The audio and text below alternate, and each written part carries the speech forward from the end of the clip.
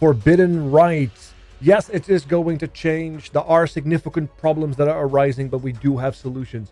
In this very scuffed thoughts and feelings videos, we're going to go over some of those changes. We're going to address how to possibly fix them, but this will not have a POV on exactly how to do so, because I don't know what the Transfiguration gems have in mind, what the actual numbers are going to be on certain other things. So I am waiting with bated breath on those baited gems. But having that said, let's go and talk a little bit about what we're dealing with. Yes, I'm using Notepad. Like I said, it's going to be very scuffed. But yeah, the skill gems are, some of them are going to change. With mostly the Forbidden Rite one. That's one of the more big, important ones. Let's actually take a look at Forbidden Rite right here. Forbidden Rite is going to get a different quality, +2 surrounding enemies, which is not really a big thing. It was one of the old qualities that we used to have, but nobody really took it. We are going to lose out on the increased area of effect, which was my personal favorite one, but ultimately, it's not going to fundamentally change the way the build is working. It's going to give us a little bit more coverage during mapping, a little bit more on hit effects during mapping, but since we already worked into the build explosions, we're not going to feel any different.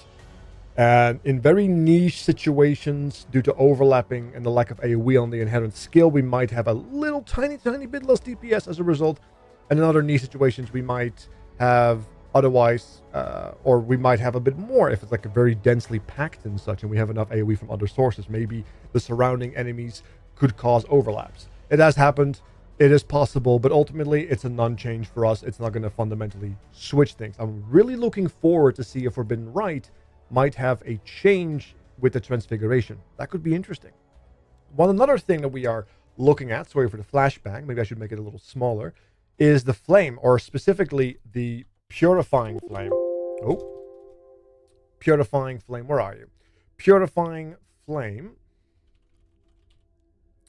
is now going to, I believe it actually had been changed already, because I think it was saying something, yeah, here, there's also an update on Purifying Flame. It was deal more damage, increased, instead of providing area of effect, now it's just more radius.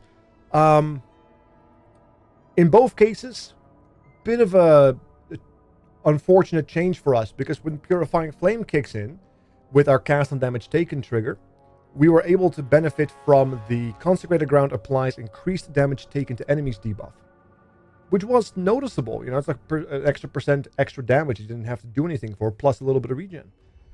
This change, if there's no transfigurated gem that changes that, it's just going to mean we're going to remove it. That's fine. Less socket pressure. We might be able to tech in easier a Culling Strike, which opens up an easier time killing bosses, an easier time killing a variety of things. Also means that we don't have to use a specific neck piece, so we can stick with the Dragon Flight, which is more than okay.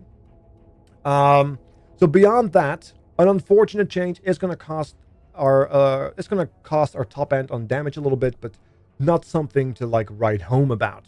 There are bigger changes at play. Support gem changes. This is where the problems start to arrive. Now, the big thing that I like is the fact that the inspiration support is now going to have the expensive version we know now is becoming the base version. So we're going to save a lot of divines there, possibly, especially in the early stages of the game or the league. Very lovely, like that. The one that's going to hurt us quite a bit is to change the GMP.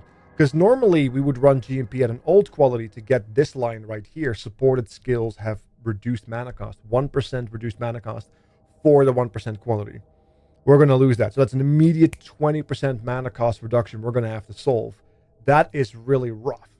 I don't know if there will be transfigurated gems on the GMP. But right now, all we know is that the all qualities are gone. And we're going to have to just deal with the base GMP for extra projectiles, which is not going to do much for us because poison doesn't scale with the increased damage mod here. So that's a big one. That's already 20%. Speaking of all these changes, as we go into mana cost, what do we lose? We're going to lose the projectile alt quality, the GMP alt quality. We're also going to lose the boot enchant. The boot enchant was a massive, wonderful thing for us because, as you can see here, enchant mana cost 3, Eternal Labyrinth, 18% reduced mana cost of skills if you've been hit recently. Gone. Just gone with the wind. No Brokeback Mountain in this. Just absolutely reduced to nothing. The smithereens would still be something, but it's gone. Which means a total of 38% reduced mana cost is vanished. That's a problem. Now, we can solve this. And a lot of people, this is pretty much how most people have been asking for, is how do we solve this? Well, the easy answer is, and you're not going to like it, yeah, you're not going to like it. I'm not going to like it. Are there other options? There are. There's a couple of things. This is where I need the POB to be finished and all the transfigurated gems so I can actually pinpoint the exact amount. But if you look at the POB, there's already some potential options. The old quality, or not the old quality, the mastery of life mastery. Skills cost life instead of 30% of mana cost. This was what you typically used if you didn't have the old quality gem yet, or the boot enchantment, and you had the rest of the build sorted. You would use this as a temporary solution to be able to deal with it. Yes, it's going to mean we're taking a little bit more damage, but if you have enough regen, recoup, and on-life hit effects, which you should, depending on your setup, this is going to be a non-issue. Yes, we're going to lose a little bit of max life as well, because we're not going to pick up the max 50 point here, which is unfortunate, but it's better than not being able to run the build at all. There's also, of course, the wonderful thing you can do with impossible escapes. If you take an impossible escape necromantic Aegis, or Aegis, whatever you want to pronounce it as, you can look at this wheel right here. Don't go top, because that's increased mana cost. Go to the bottom. 5% reduced mana cost of skills. With the Dreamer, another 10% reduced mana cost of skills. It's very possible. Mana Mastery, however, also has 10% reduced mana cost of skills. We can't use it over here, but we do have a wheel on the right, which is going to be exactly in our wheelhouse, where we get more max mana, some recover mana on kill, but also reduced mana cost of skills mastery, which is combined with this life mastery, should give us everything we need to make the build work without using the old quality. Because we have 30% reduced mana cost here in change for life, and then we have 10% over here, which of course is 40. 40 is greater than 38. We should be okay.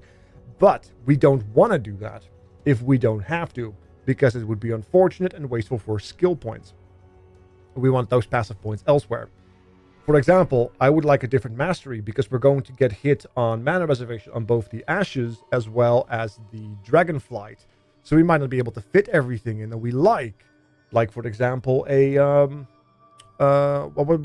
what's the Arctic Armor version of the build was quite lovely. A lot of benefits there. Unfortunately, we were running a little tight on the mana cost.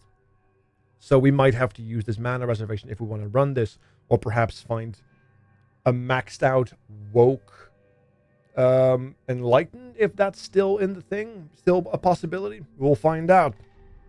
But there's also other options. And that's when the league mechanic comes in. It's always the league mechanic. The league mechanic has a couple of interesting things that we perhaps should address. Let's take a look here. For example, the new Ascendancy Warden of the Magi. Now, one of the way we reduce our mana cost is with a Flask enchant. If we take a look at the tinctures, there's a lot of awesome benefits to it, right? There might be some interesting stuff like Culling Strike and maybe some Headhunter shenanigans. There's also like hits enemies on stun and full life, which could be useful because we do have a hit component. Who knows? But the thing I'm looking forward to is Nature's Concoction. If you look at it, it means that the bottom line, the bottom mod, flasks adjacent to applied tinctures have 30% increased effect when used if you hit an enemy with a weapon recently. So we might have to get some weapon shenanigans involved. This is unfortunately only for weapons, but we do have, of course, a weapon like a dagger that we can leverage.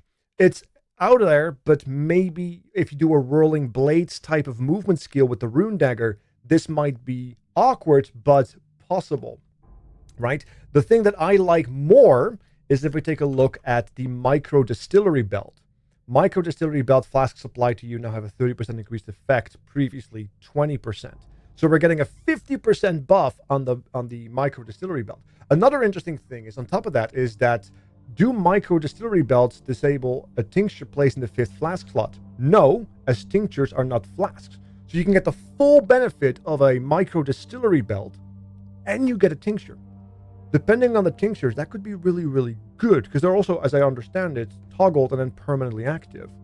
So depending on how they interact with the rest of the game, or if they're just weapon-based, it might be something interesting to do with like Whirling Blades, or maybe even some Cyclone cast on crit in the end after all, which means we're not going to go poison. We're actually going to go in a traditional crit-based build, which I would not prefer, but sometimes sacrifices must be made.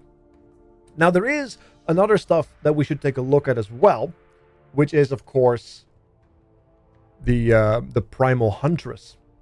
There are Pathfinder lupine charms of the Raider.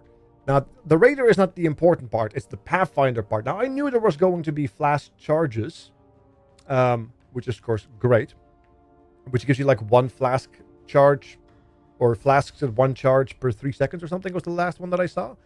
But this gives us increased effect. Combine that, perhaps, with the Mage Blood. Combine that with an Abyssal Stygian belt that's really well crafted. Or, of course, preferably even a Micro-Distillery belt, so we can use wonderful unique flasks like the Undying Sun, or the ones whose name I forget from Uber Maven that's broken beyond reprieve. We can get massive amounts of flask effect, which might, in combination with the life mastery or the mana mastery or the mana mastery. I'm so excited, apparently. Bloody hell. Or, of course, an Impossible Escape, could definitely bring the mana cost back to 0. And the massive increase in Flask effect could use more defenses, more speed, more resistances through like a Ruby Flask, may it be the Undying Sun or a magic one, depending on how you set it up. So there are definite options that will make the build work in terms of mana.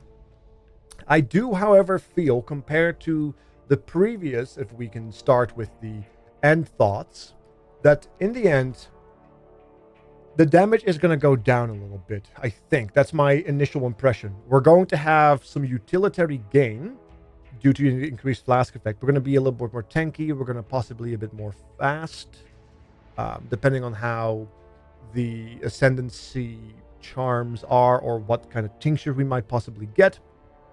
But ultimately, we're going to take some damage in the top end. Now, we were already able to, with a properly stacked out build, we were able to tickle dot cap.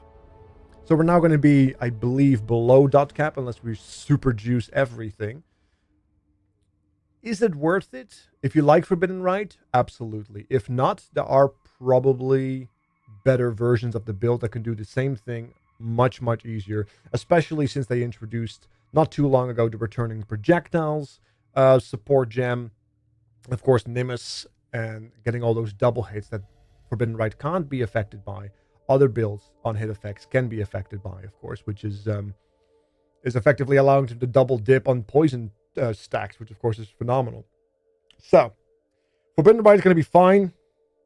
I don't think it's going to be as great as other options out there, but we'll figure it out once we know more. Maybe the Transfiguration gems will be fine. Maybe they're going to blow our mind and break the case wide open. Little copium there, but yes, I will look into it. Stay tuned. Keep an eye on the channel. Ask questions in the Twitch chat if you are a Twitch viewer, and we'll get it. We'll get it done. We'll get it done.